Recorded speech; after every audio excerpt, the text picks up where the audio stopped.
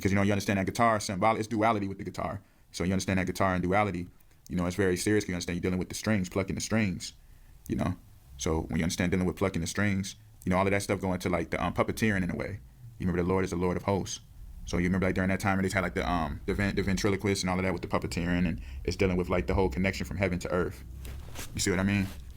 Connecting heaven to earth. So that's why you had yo-yos. Remember yo-yos? You had a yo-yo toy with the string connecting, you know, pulling that circle, like I was talking about that wheel within the wheel up and down over and over again. Yo just means derives out of Yahweh. You know what I'm saying? So all of that stuff is connected. That's why in the movie Bruce Almighty, you got Jim Carrey, you know, just go to Kara to carry. And then you see how he got the string in his hand.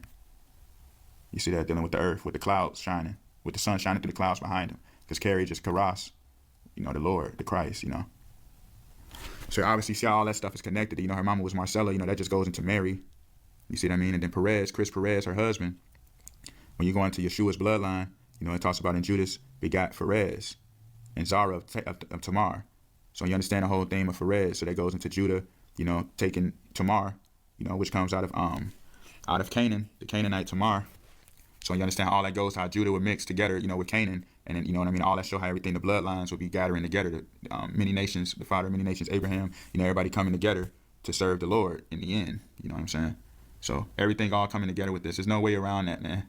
How you literally have her dad, Abraham, Isaac, and you got Chris, you know? Come on. This is serious. There's no way around none of it. It's all about who got the eyes to see and the ears to hear. So you notice how her dad was already setting her up from the beginning. Remember, he was trying to make it to be a singer. Didn't work, you know? So yeah, remember he already said he made his daughter the singer. That's just the script they give. You know what I'm saying?